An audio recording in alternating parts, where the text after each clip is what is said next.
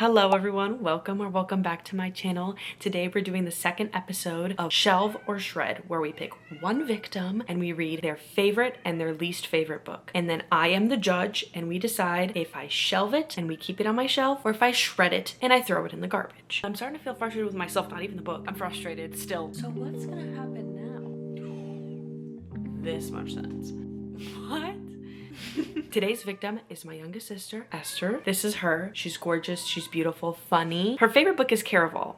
Caraval? Hold on. Reading Caraval? Okay, the premise of the book is that these sisters live with their horrible dad, and their dad arranges marriages for them, which they don't want to be a part of. One of the sisters is scared. She wants to go to this like carnival-esque thing. Her sister brings her there as a surprise, and then her sister randomly disappears, and the first one to find her wins. But then it says at the end that her sister disappears forever. So I'm actually really excited to read this. I know this is a fantasy book, and I've heard a lot about this book, but I've never picked it up. So that's her favorite book. Her least favorite book is this book called The Laundress. I can't find it anywhere. I can't find it in my library. I can't find it on Kindle. I can't find it anywhere. The book premise is that there's this young woman and there's secrets about her past and her origin that she doesn't know of. She is seeking to find that out, seeking some closure or some understanding of who she is. She ends up moving to San Francisco, becoming a laundress, and makes new relationships that way. I'm not sure if she ever finds out what her past is. Obviously, we're gonna read and find out, but I'm not sure why this is her least favorite book. I feel like this premise is kind of sweet, but I don't know. I guess we're gonna find out if they suck. The Laundress book is coming to my house tomorrow, so I'm gonna start off with Caraval. I will see you when I have more thoughts. Hello everyone, I'm back. I'm sorry if I look bald. It's jarring. But look, I tried the new Drew Jackson, her Bayayan. Oh my god! What if it looks perfect? I don't think I did it high enough for it to show. Here's the book. So far, I'm already 60% in. I'm on chapter 25. Great book. I have no notes for this book. I really am enjoying the character. We're following mainly Scarlet right now because Tella was kidnapped. She's going through a lot of self-discovery. She's going through like romance and getting to know other people and getting to know herself at the end of the day, which I think is really cool. I fucking hate her dad. I hate her dad. As far as like how I'm feeling about the book, I'm going through the book really quick, and I don't know if it's because I'm listening to the audiobook. I feel like I have 0 notes to give, but it doesn't feel like a 5-star. I don't know if it's a me problem. There's some things that to me are a little bit predictable because like obviously the brown skin, beautiful, handsome guy, like who's not gonna fall in love with him? But for the most part, the rest of it seems very captivating to me, but I just don't know why. I can't seem to think it's a 5-star. It's making me itch. I think the character has the thing where you can like see a color, or no, everyone can see a color. I think the main character has synesthesia. Every feeling that she attributes it to a color. And I think that's really beautiful. I think that her writing is really well written. Every chapter kind of leaves you on a mini cliffhanger. So I feel like I can't put the book down, but I don't know why I'm not feeling the 5-star feeling. And I'm starting to feel frustrated with myself, not even the book. I haven't recorded myself reading this book at all, just because I've been reading it on my way to work with the audiobook, and then I've been reading it at work, and then when I come home, I read it a little bit. So now I have time to sit down, relax, and actually read the book, so that's what I'm gonna be doing. And I don't know, hopefully this book becomes a 5-star because I'm really enjoying it. But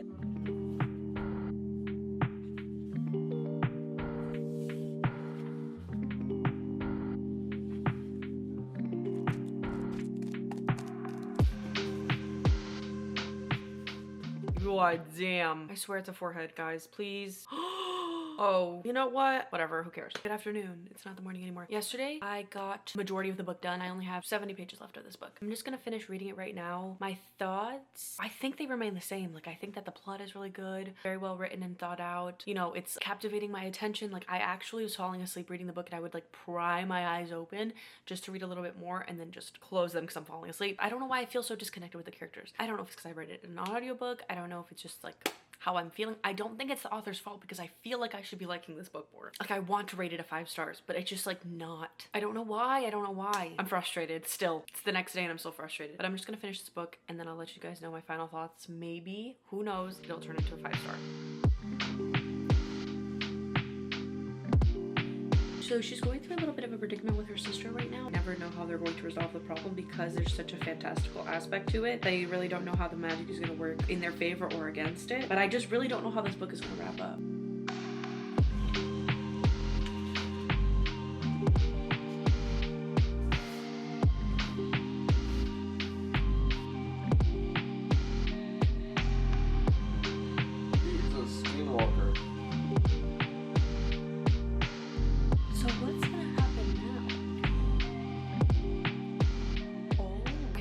her. I don't know why this book kept putting me to sleep. I think I was just tired. I think it has nothing to do with the book. I enjoyed the character finding herself. It felt like a coming of age story, even though like it was only like a few days because it's like the Caraval is like kind of like a carnival. I loved the romance. I loved the twists and turns. I just couldn't figure out how they were going to resolve the problem that they were in. It felt like every problem that they were in was such a complicated one, or one that was going to be difficult to address, and they would always figure it out. And I thought that was really cool because they really used the magical aspects of the book to their advantage. I think I'm going to be rating this book a 4.5 stars. I don't know why I can't rate it a 5, but I do really want to pick up the second book. So I think that's a good sign. I just didn't feel that like connection to the story. It felt like I was, and this is going to sound crazy. Obviously, every time we're reading a book, we are observing the book and we're not in the book. But for me, when I have a 5-star read, I'm in the book. I am part of the book. I don't know how else to explain that, but like I feel like I'm literally immersed in the story, and I was immersed in this one, but it felt like I was almost watching it on television, not really in it. I also wanted to say I can gladly shelve this book. Every time I keep a book, I'm gonna sign it. I always sign all the books that I finish reading.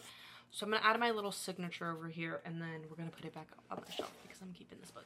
The laundress came in the mail 2 days ago, yesterday. So yeah, I think I'm gonna start this. I'm actually kind of excited to read this book. I don't feel like it's gonna be that bad, especially compared to my other sister's most hated book. There's no way this can be worse. I haven't asked why my sister likes or dislikes these books. I'm excited to read this book. I feel like the only reason she wouldn't like this book is because it's boring, if I were to guess. But me and her really do have similar book styles, and like even down to like the Emily Henry books that we like and dislike. Like everyone that I dislike, she also disliked. So I am sure I was gonna like this book, but I don't know if I'm going to dislike this one.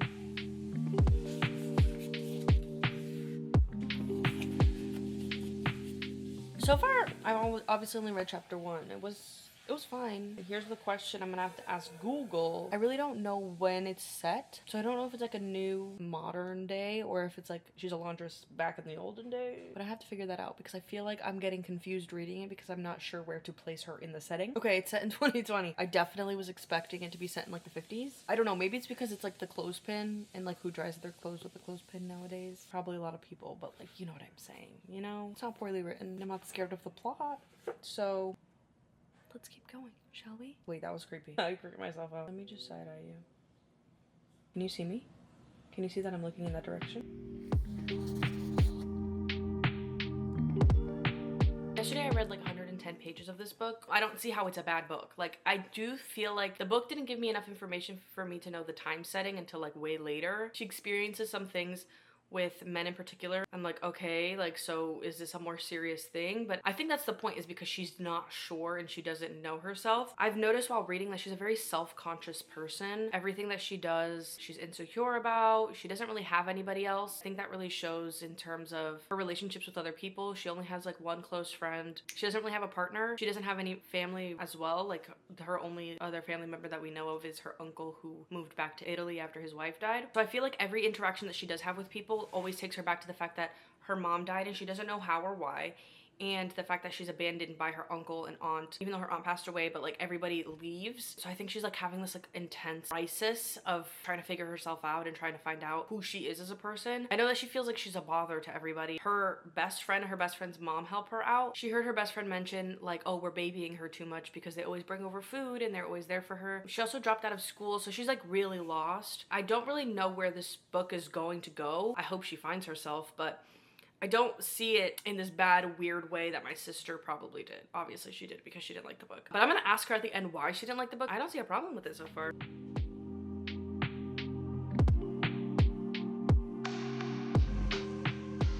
Okay, I'm 50 pages farther in. I'm very confused. I feel like I'm not really sure where the story is going. She's just seems like she's living her life and just like having these problems. I don't really know. It's not like her problems are leading to anything. I just feel like we're reading the same story on repeat. Okay, this might sound crazy, but does she have schizophrenia? Genuinely. She keeps having these visions, and I'm not sure if they're hallucinations, but it's like kind of hard to discern whether or not they're actually happening or if it's a memory she's remembering. There's still nothing else that's like unfolding. Like, I feel like she's just doing her job and weird things are happening, but nothing to do with what's like what her life is about, or nothing to do with her past. I'm not really sure what's happening here, but I'm starting to lose interest. Oh, I had faith in this book. I feel like I'm reading the way that my dreams feel like when I'm actually sleeping. Kind of makes sense, but then when I wake up and I think about it, I'm like, okay, that made no sense. What I'm reading is making like logical sense, but when I'm like thinking about it in terms of like what's gonna happen or the book premise in general, it makes this much sense. But I just got to a point of a book where like something was revealed and I'm actually disturbed. So earlier in the book, she had a strange interaction with one of her customers, and then he turns out to be an important person now, which kind of makes sense as to why she kept doing this like weird going in circles thing. I'm hoping the information we find out that was creepy actually wasn't creepy.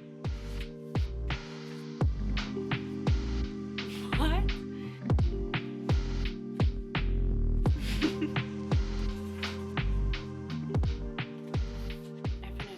Okay, hello, I'm back. It's been like 2 seconds. This book, I'm going to have to say, the first 1/3 of the way through this book, I was like, okay, I can understand. It just seems a little bit slow, but like I can see potential in this book. I had faith in this book from the jump. But then I think that the author just spread out into so many different points and so many different storylines. I actually thought that the main character was schizophrenic. I was genuinely convinced she was schizophrenic. I even called my sister and I was like, hey, is she schizophrenic? Am I in psychosis right now? Am I reading about someone who's spiraling? No, I don't think she was. And that's not even to be funny. I'm being so serious. The hallucinations, auditory, visual hallucinations, that's how it felt when I was reading it. It didn't feel like she was like having like a flashback or a memory. It literally felt like she was hallucinating. It's not an unreadable book. I just think that the entire time you're reading the book, you're not understanding what's happening. But I think that the author, like I said, she went into so many different points. She found out some things about her past and her life in Italy, which was great. She found out that like her dad was hidden from her by everybody because they thought that it was like a curse. The weird guy that she did laundry for with his wife and like he was like weird with her, he ended up committing a murder-suicide. Like that's too many things going on. And she makes friends with this old man that she does his laundry, and they go on an 8-hour road trip to Nevada and he almost dies. Like,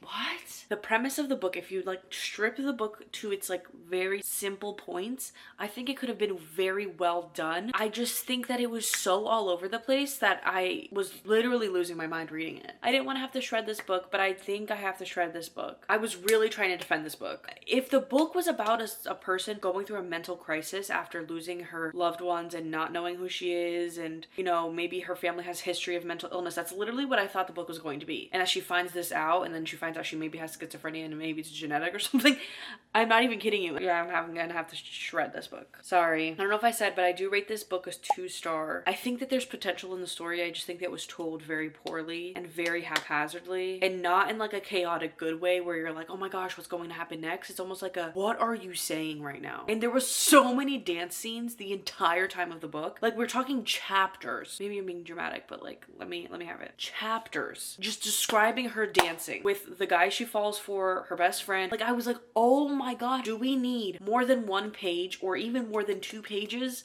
explaining how you're dancing multiple times within the book? I really highly doubt that. I will see you next Wednesday with another video. Bye.